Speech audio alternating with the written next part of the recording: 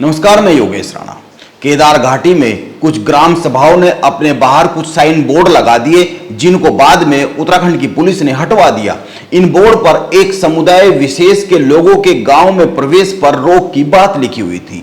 इन board पर उत्तराखंड की राजनीति में घमासान मच गया है। इस मामले को उत्तराखंड में डेमोग्राफिक बदलाव से जोड़कर सीधे सीधे देखा जा रहा है। उत्तराखंड के डीजीपी अभिनव कुमार ने एएनआई से बातचीत में इस मामले पर बहुत सी बातें कही है, जिन पर बात की जानी चाहिए। उन्होंने कहा है, हमें इस मुद्दे की गहराई में जाने की जरूरत है। इसके अलावा उन्होंने और भी बहुत सारी बातें कही है, जिन पर बात करेंगे। लेकिन पहले कांग्रेस के नेता हरीश रावत, बीजेपी सांसद त्रिवेंद्र सिंह रावत, कैबिनेट मंत्री प्रेमचंद अग्रवाल और राज्य के मुख्यमंत्री पुष्कर सिंह धामी के बयानों को समझना चाहिए। हम उत्तराखंड में डेमोग्राफिक बदलाव पर आई एक रिपोर्ट पर भी बात करेंगे। हरीश रावत से बात शुरू करते हैं। कांग्रेस नेता हरीश रावत कह रहे हैं, यह हरकत भाजपा के नेताओं की हरकत थी और यह एक कायराना हरकत थी। हरीश रावत ने यह भी कहा, केदारनाथ उपचुनाव होना है, इसीलिए यह एक सोची समझी हरकत थी। कहाँ लगाए? वो तो भाजपा वालों ने लगाए। कायराना हरकत थी, इसलिए कायर के पांव नहीं होते हैं। और जैसे ही ये बात बाहर निकली तो भाजपा वालों ने वो बोर्ड हटा लिए। केवल वो जो उनका एजेंडा था, वो एजेंडा एक्सपोज हो गया। लोगों के बीच में जो है भाजपा का असली चेहरा, वो उनके पास कोई विकास की योजना बताने के लिए नहीं है। केदारनाथ में क्या किया वो बताने के लिए नहीं है। उनके पास जन कल्याण की योजनाएं बताने के लिए नहीं है। उनके पास केवल इसी तरीके के विद्वेषपूर्ण, ये बाहर ही अंदर ही कौन लोग हैं बाहर जो पीढ़ियों से रह रहे हैं। मैं अल्मोड़े में ऐसे मुस्लिम परिवारों को जानता हूँ जो किसी भी अल्मोड़िया व्यक्ति से ज़्यादा अल्मोड़िया है, ज़्यादा पिथौरागढ़ी है, ज़्यादा टेहरी वाले हैं, क्योंकि वो परंपरागत रूप से वहाँ रह रहे हैं। वो हमारे समाज का हिस्सा है। जिस तरीके से असम के अंदर जो असमिया मुसलमान हैं वो असमियत के हामी हैं, उसी तरीके से जो उत्तराखंड के मुसलमान हैं वो उत्तराखंडियत के हामी हैं। वो उत्तराखंडियत में विश्वास करते हैं। और हरीश रावत केदार घाटी में लगे ग्राम सभाओं के बाहर इन बोर्ड पर अपने घर में पत्रकारों से बातचीत कर रहे थे। उन्होंने अपने घर में पत्रकारों के लिए एक दावत आयोजित की थी। हरीश रावत कह रहे हैं, वैसे तो डेमोग्राफिक चेंज जैसा कुछ नहीं है, लेकिन अगर कुछ है भी तो 75% से अधिक लोग बीजेपी के शासनकाल में आकर उत्तराखंड में बसे। हरीश रावत की बात को ध्यान में रखते हुए आप 3-4 बिंदुओं पर गौर कर लीजिए। इसी साल जुलाई माह में यूसीसी को लेकर बनाई गई विशेषज्ञ कमेटी ने अपनी एक रिपोर्ट उत्तराखंड की सरकार को सौंपी। इस समिति ने अपनी रिपोर्ट में बताया, उत्तराखंड में पिछले एक दशक के दौरान राज्य के मैदानी इलाकों में मतदाताओं की संख्या में करीब 30% की तीव्र वृद्धि हुई है। 30% की बढ़ोतरी एक दशक में, जबकि पर्वतीय जिलों में जनसंख्या तेजी से कम हुई है। यूसीसी पैनल की रिपोर्ट में कहा गया, यह जनसंख्या की जो वृद्धि है यह सामान्य वृद्धि दर से बहुत अधिक है। यह जनसंख्या में बढ़ोतरी दूसरे राज्यों से आ रहे लोगों की ओर संकेत देती है। इसी रिपोर्ट में आगे बताया गया, धार्मिक अल्पसंख्यक समूहों का एक बड़ा हिस्सा उत्तराखंड के मैदानी इलाकों में स्थित है।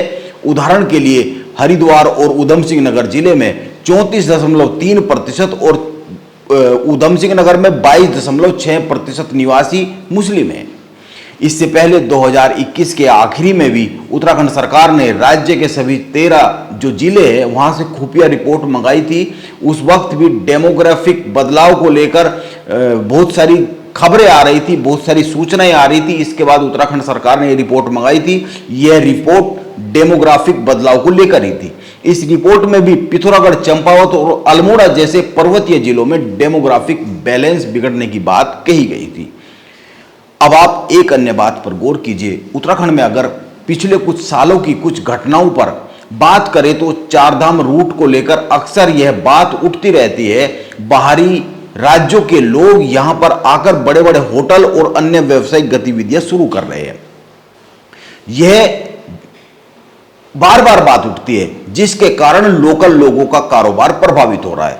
चारधाम रूट के अलावा उत्तराखंड के अन्य हिस्सों से इस तरह की खबरें कम आती है और अन्य हिस्सों से जहां से खबरें आती है उनमें रामनगर, नैनीताल, रामगढ़ इलाके शामिल होते हैं। ये खबरें आती रहती है कि रामनगर, नैनीताल और रामगढ़ जैसे इलाकों में जमीनें बाहर के राज्यों के लोग ज्यादा खरीद रहे हैं। यानी बात साफ है, जहां पर कमाई के साधन बढ़ रहे हैं वहीं पर उत्तराखंड की जमीनों को खतरा बढ़ रहा है। उत्तराखंड की जमीनों को लेकर खतरा पैदा हो रहा है और इसीलिए सख्त भू कानून की मांग उत्तराखंड में बार बार उठ रही है। इसीलिए जो उत्तराखंड में डेमोग्राफिक बदलाव को लेकर बातें होती रहती है वो कोरी हवा में तो नहीं कही जा सकती, यह तो साफ सी बात है, यह सरकारी रिपोर्ट भी बता रही है। अब रही हरीश रावत की बात, उनका कहना है कि केदारनाथ की कुछ ग्राम सभाओं में जो हुआ वो बीजेपी की योजना के तहत हुआ। इसी मुद्दे पर बीजेपी के सांसद त्रिवेंद्र सिंह रावत का बयान आया है। त्रिवेंद्र सिंह रावत का बयान सुनिए, वो कह रहे हैं कि यह चिंताजनक स्थिति है। नहीं, बहुत चिंताजनक है और उत्तराखंड तो वैसे भी अति संवेदनशील है, सीमांत क्षेत्र है और जिस तरह की घटनाएं सामने आ रही हैं वो सभी जो प्रबुद्ध लोग हैं और जिनकी जिम्मेदारी है उन सभी को उसने चिंतित किया है। समाज ने अपनी जागरूकता का परिचय भी दिया है। समाज जागरूक हो जाएगा तो काफ़ी हद तक ये समस्याएं स्वतः न्यून हो जाएंगी, कम हो जाएंगी। त्रिवेंद्र सिंह रावत कह रहे हैं यह चिंताजनक है और उत्तराखंड के प्रबुद्ध जन इन घटनाओं को लेकर चिंतित है। उत्तराखंड के डीजीपी अभिनव कुमार का भी कहना है केदार घाटी में जो ग्राम सभाएं अपने यहाँ बोर्ड लगाए थे, जिन ग्राम सभाओं ने, वो बढ़ रहे अपराधों को लेकर चिंतित थी, बढ़ रहे अपराधों के कारण लगाए। गांव वालों की बातों को गहराई से समझने की जरूरत है। आप डीजीपी का यह बयान सुनिए, बहुत सारी बातों पर उन्होंने कई सारी बातें कही है। देखिए, मुझे लगता है इस ये घटना को थोड़ा सा बढ़ा चढ़ा के और इसको एक गलत स्वरूप देने की कोशिश की जा रही है। ये बात सही है कि पिछले हफ्ते जनपद रुद्रप्रयाग में के बारे में मेरे को सूचना मिली थी कि वहां 6-7 गांव में कुछ ऐसे बोर्ड लगाए गए हैं और जिसमें कि बाहरी व्यक्तियों के प्रवेश पे रोक लगाई गई है और जुर्माने के लिए बात की गई है स्थानीय ग्राम पंचायत द्वारा।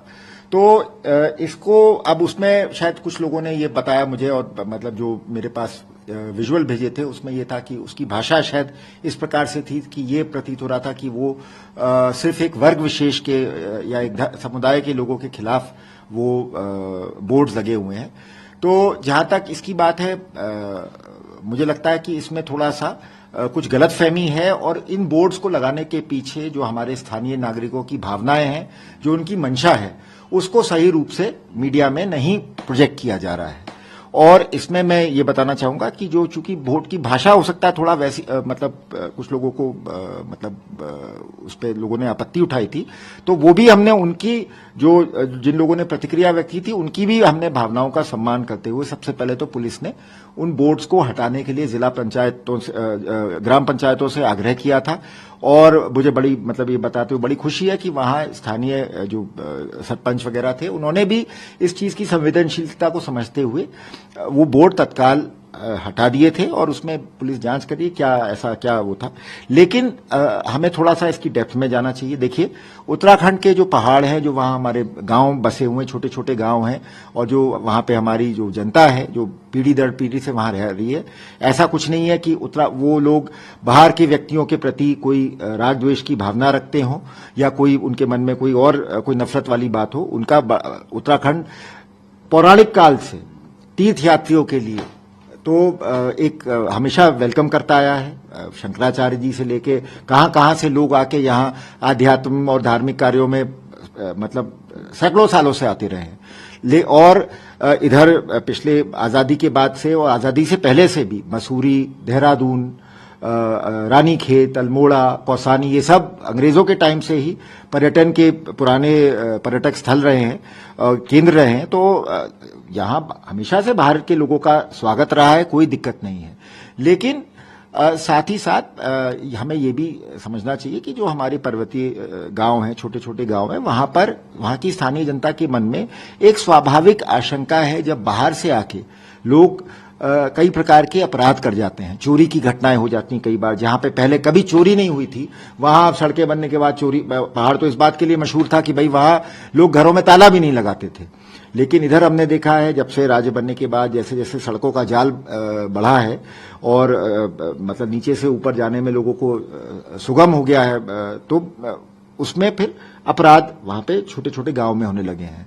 इधर पिछले साल 6 महीने में ये भी पाया गया कि कुछ लव जिहाद की टाइप की घटनाएं हुई, जिसमें कि नाबालिग लड़कियों को बहला फुसलाकर किसी वर्ग विशेष के लोग ले गए, जिसमें पुलिस ने फिर कार्रवाई भी करी, उसमें बड़ी तीखी प्रतिक्रिया भी व्यक्त की गई। तो हमें इन चीजों का भी सम्मान करना चाहिए और वहां की जनता के मन में अगर इस प्रकार के अपराधों के प्रति संवेदनशीलता है, भय है, आशंका है, तो उसको भी दूर करना पुलिस का दायित्व है, हमारा कर्तव्य है।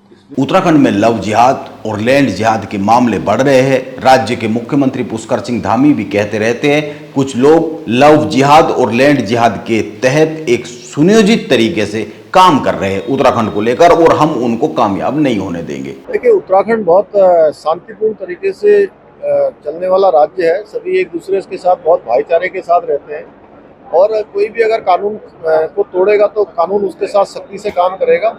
हाँ, लेकिन ये जरूर है कि कुछ लोग लव जिहाद और लैंड जिहाद को अपना एक सुनियोजित एम मानकर जो काम कर रहे हैं, उनको उनके लिए निश्चित रूप से उनको समझ लेना चाहिए कि किसी भी कीमत पर हम यहाँ की अपनी बहन बेटियों को कहीं पर भी जो है ऐसा नहीं होने देंगे, उनके साथ धोखा नहीं होने देंगे, और कोई भी करेगा तो कानूनी प्रक्रिया के तहत उस पर कठोर कार्रवाई होगी। कुल मिलाकर हरीश रावत के बयान के बाद उत्तराखंड में डेमोग्राफिक बदलाव को लेकर राजनीति एक बार फिर से गर्मा गई है। केदारनाथ उपचुनाव भी आ रहा है। कांग्रेस के प्रदेश अध्यक्ष कर्ण मेहरा अपनी केदारनाथ यात्रा का दूसरा चरण पूरा कर चुके हैं। इसीलिए कई जो कांग्रेस के लोग हैं उन लोगों का कहना है कि ये मामले इसलिए उठाए जा रहे हैं क्योंकि केदारनाथ उपचुनाव आ रहा है। लेकिन सवाल एक है, इस सवाल से तो मुंह मोड़ नहीं सकते हैं। अगर केदार घाटी में कुछ ग्राम सभाओं के निवासियों को क्षेत्र में बढ़ रही आपराधिक गतिविधियों का डर है तो उन्हें अपनी सुरक्षा के लिए कुछ तो करना पड़ेगा, गुहार तो उन्हें लगानी पड़ेगी। यह एक चिंताजनक मामला तो है ही, इसकी गहराई से जांच तो होनी ही चाहिए। नमस्कार, मैं योगेश राणा।